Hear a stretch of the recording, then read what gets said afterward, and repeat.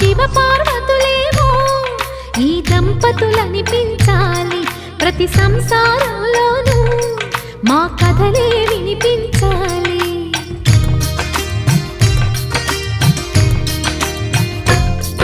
ఆ సిరిని శ్రీహరిని మా జతలో చూపించాలి, శ్రీకాంతుల కొలువంటే మా కాపురం అనిపించాలి. మా ముంగిలిలోన పున్నమి పూల వెన్నెల విరియాలి, మా చక్కని జంట చుక్కల తోట పరిపాలించాలి.